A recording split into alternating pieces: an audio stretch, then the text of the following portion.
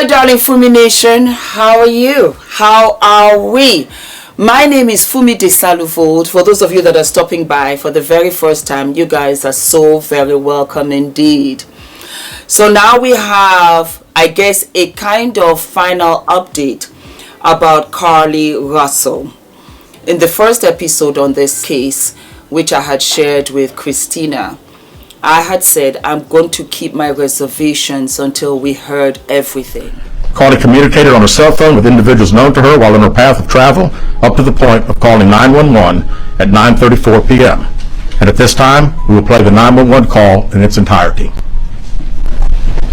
Hi, I am on Interstate 459, and there is a kid just walking by themselves from where I'm going. I'm right next to the exit 10, by the number 8, like you minutes. Okay, you're going to go for the exit? Yes. Okay, were you head southbound or northbound? Okay, towards Tuscaloosa or towards City? Towards Tuscaloosa. Okay, and was there a child on the left or right side? On the right side. Were they walking northbound or southbound? They're walking towards Tuscaloosa. You're walking southbound? Or not was their road? What's the top? Like, maybe like 3 or 4? Did you pull over with them? Are you still with them? Yes. Okay, are you with the child right now? No, I'm not. I didn't get out of the car. I can see them though. Do you mind staying and keeping an eye on them until we get there? Yeah, sure, yeah. Okay, what kind of car are you in? I'm in a red Mercedes. Is it a sedan or SUV? SUV. I mean, it's a sedan. Sorry. Can you put your hazards on for me? Yeah, they're on. Okay. Did you talk to the child or did you say anything to them? No. Okay, no. Do they look like they're injured? No, they don't. Are they white, black, Hispanic, or Asian? They're white. Okay. Is it male or female? I think it's a boy, a little boy. White male? Okay, so is he wearing clothes? Yes. Okay. What is he wearing? It's a white t-shirt. It doesn't look like he has any pants on. It looks like a diaper. And you don't see any cars anywhere? No cars anywhere.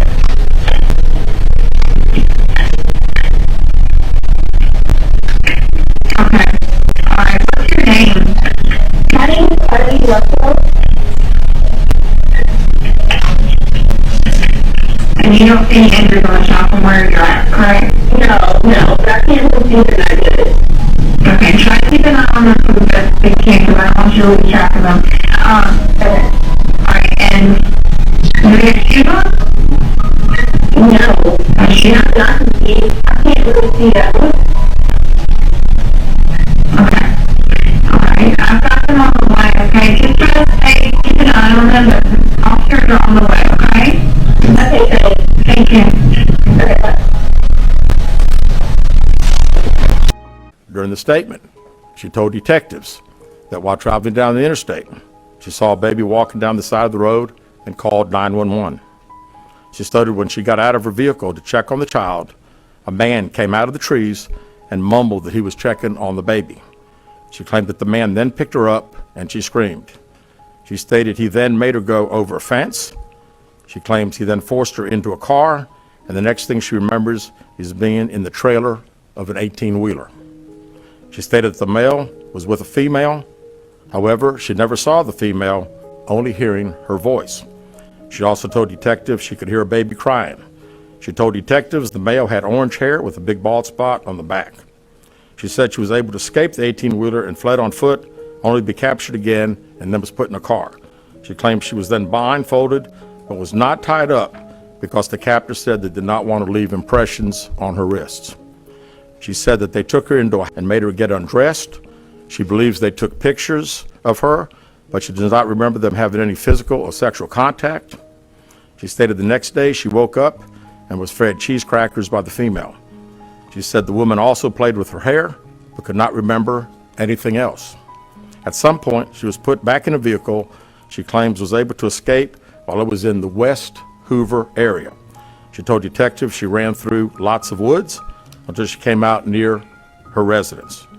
During this interview, detectives noted that Carlee had a small injury to her lip and she claimed that her head was hurting. She also had a tear in her shirt. Detectives also noted that she had $107 cash in her right sock. Out of respect for Carlee and her family, detectives did not press for additional information in this interview and made plans to speak with her in detail after giving her time to rest. Detectives continue analyzing data from Carlee's cell phone that was left behind at the scene. We enlisted the help of the United States Secret Service in conducting this analysis. Part of what data included several internet searches in the days leading up to their disappearance that I think are very relevant to this case. On July 11th at 7:30 a.m., the term, "You have to pay for an Amber Alert," was searched. On July 13th at 1:03 a.m., the day of her disappearance, the term, "How to take money from a register without being caught," was searched.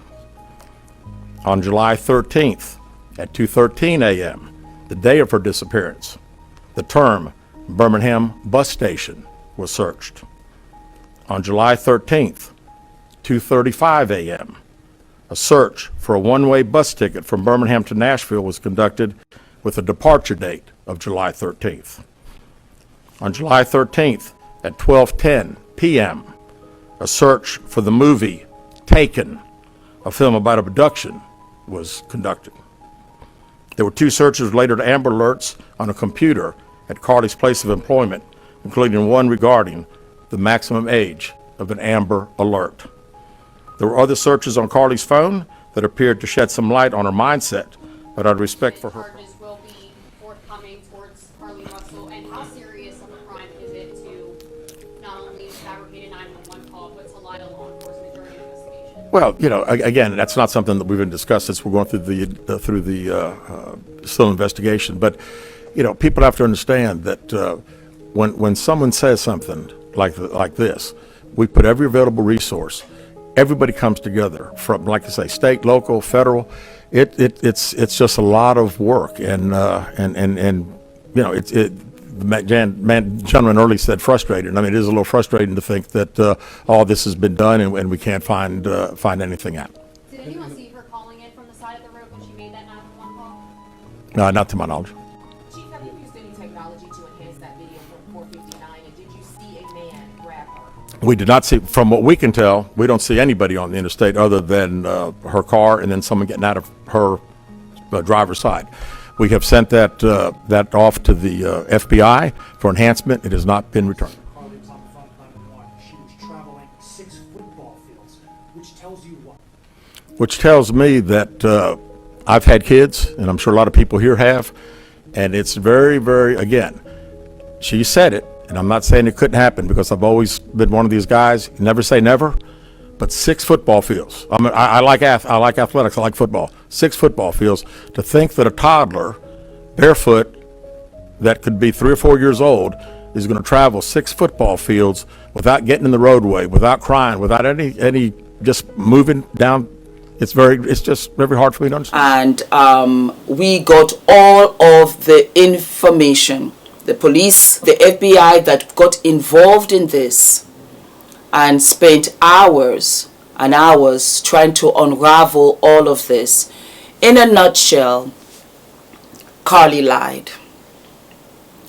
Carlee took us on a wild goose chase. We know all of the details, so I'm not going to go through all of that. I think what I do want to do is just talk about Carlee, talk about us, the people, talk about the system, and how we got here. So let me start with Carlee. Carlee is 25, so she's relatively young. I started Sister to Sister because I realized that my younger sisters, 20s to 30 to 35, they can get entangled in certain relationships that makes you do really crazy things. And it's extremely difficult for you to let go. to accept that is the end of the road. We have heard the rumors that she did all of this to get her boyfriend's attention, because there has to be a motive. If there's no motive, then there's no drive for you to lie that you were on the highway, that you saw a toddler, you know, that you're doing research on your phone and you're looking at different films and how to get Amber Alerts, what age you have to be for an Amber Alert, all of these things. There has to be a motive. And it came down to a man. For you, Carlee, yes. That was all you thought about, that you needed to get his attention in any way, shape or form. And you came to this extreme because you desperately wanted his attention. What you don't realize, Carlee, is that you are holding a cord that's been unplugged from the wall. It's very, very, very hard to accept, and it's a bitter pill to swallow. But when he is not interested in you, he has disconnected himself from you way before you begin to see and really realize what the signs are as fact. And so you are holding on to him with bloody fingernails. And so you came up with this plot and plan that failed terribly. And so you involved people that do love you, your parents, into this mess. I do not believe that they knew this. I do not believe that they knew what you were planning. I believe that they absolutely thought you were missing. And I believe that you had to do that and keep quiet because it had to be real. I also believe that you did not know this was going to blow up the way that it did. And when it did, you came back after 2 days because you didn't have a plan for the plan that you had created.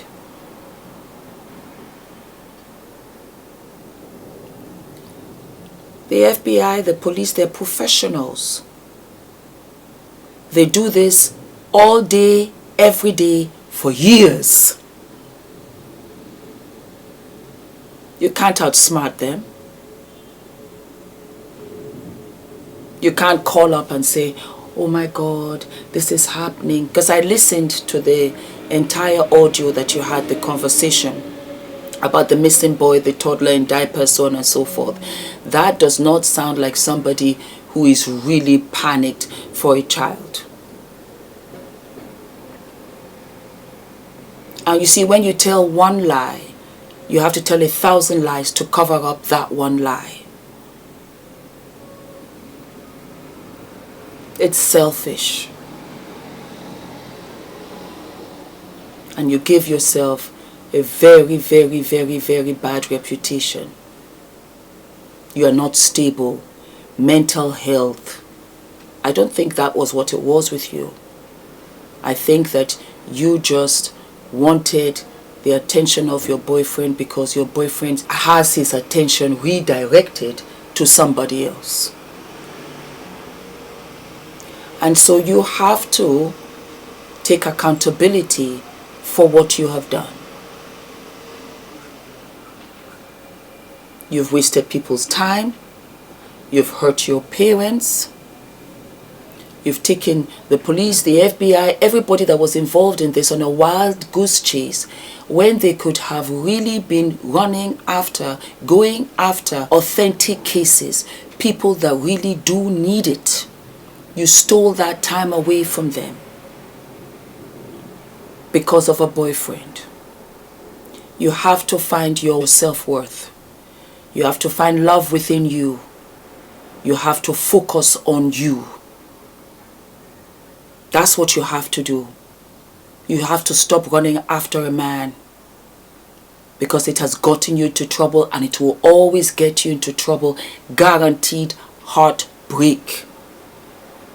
Guaranteed. It will never work. Find your self-worth. Do something for yourself. Go and work hard. You consider yourself a nurse? If you really want to do nursing, focus on that. It's a mess. And your name will always be associated with this and with Jussie Smollett. It's a joke. And I don't think you want to live your life like that. For Carlee's parents, I completely understand the stance that you had to take because you were between a rock and a hard place. I sincerely believe that you did not know what was going on, and I don't know any parent, myself included, who would throw their child to the wolves, regardless of what they had done. I didn't expect you to come out and throw her to the wolves. Why would you do that? She's your child regardless. And it was a very difficult place for you to be in. I noticed from the interview how uncomfortable Carlee's father was. He knew the truth, but he had to sit there and do this. And again, Carlee, you put your parents in this position. You put your parents in this position. Now, for me, why do I think this became national news?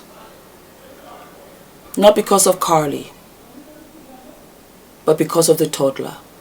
We as adults, a child is the future. The innocence holds the hope that this place could be a better world. It's impossible for any adult to see a child in any kind of distress and not turn. Even when the mother is there and the child is crying on the bus or in a restaurant, we always turn. Because really it's our nature as humans to protect. And so when I heard that there was a toddler on the freeway, there was such a distress. Human trafficking have gone this far. They're using a child to bait women. Who is this child? Could this be a child of a product of this human trafficking? Could there be more children?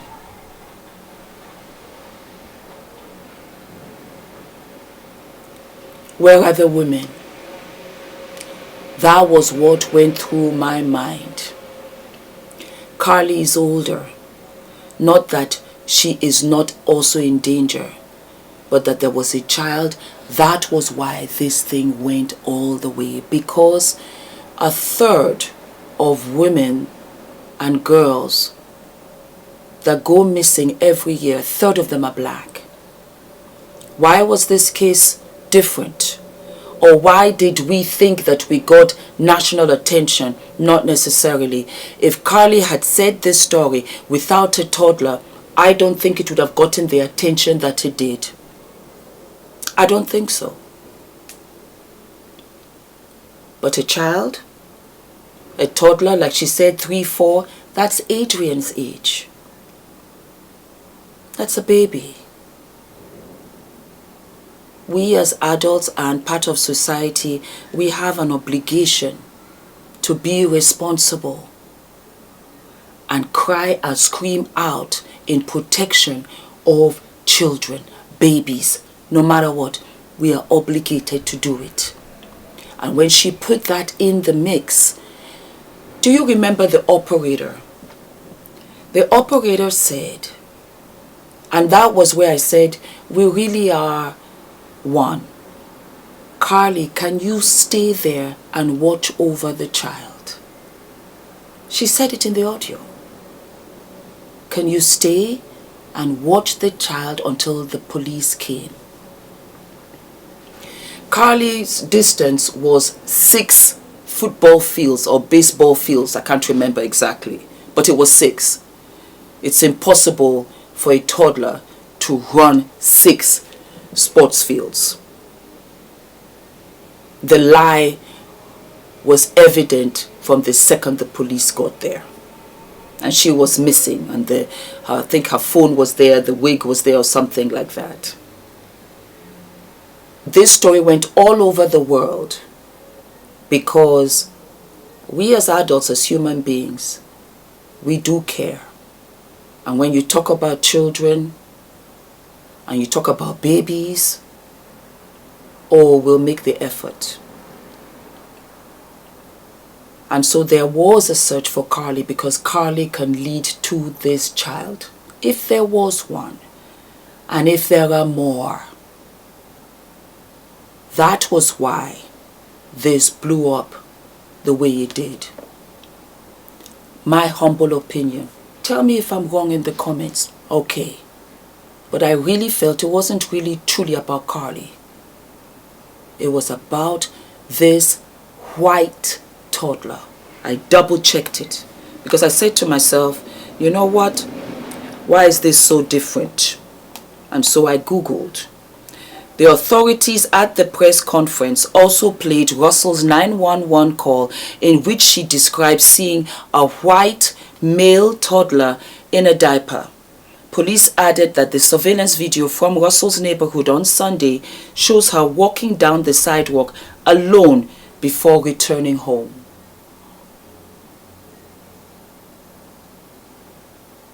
If it wasn't for the toddler, it wouldn't have gotten worldwide spread news as it did.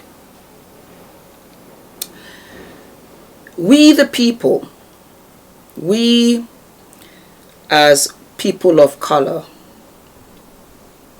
we have to stand by our own 110%.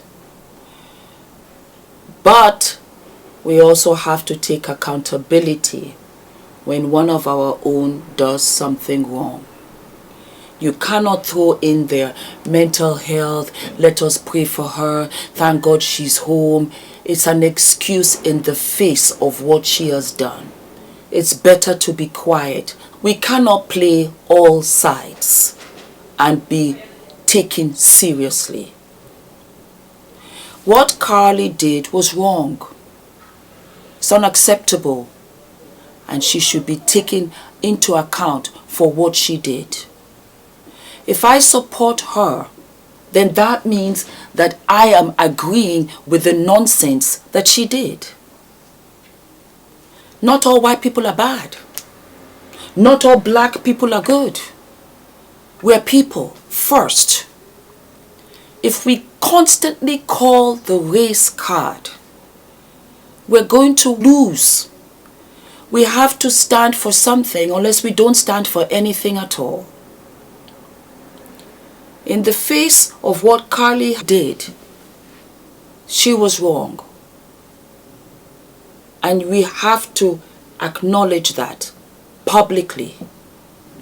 What she did was wrong. And now, when you have people of color missing, how seriously are they going to take us if we can't seriously take into account what Carlee did? We cannot use a paintbrush and paint all of us with this ideology that, you know what, she's missing, she's black, we have to support, we're looking for her. If she wasn't black, if she wasn't this, and then now when she does do something like this, oh, she has mental health, you know, I'm just happy, you want to excuse it away. We don't look serious. We don't. Jussie Smollett, the same thing.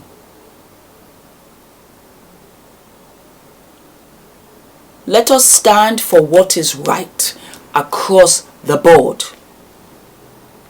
Her parents are a completely different case. Those are her parents. What do you expect?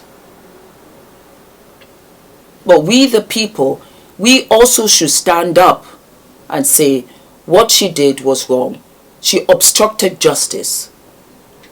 And she wasted everybody's time to the point that there was a GoFundMe of $64,000, of which should be all sent back to those that donated. I just feel that we have to call it what it is. I see it in the comments. She was wrong. She was wrong to do that. It was selfish. And it got out of control. It was wrong.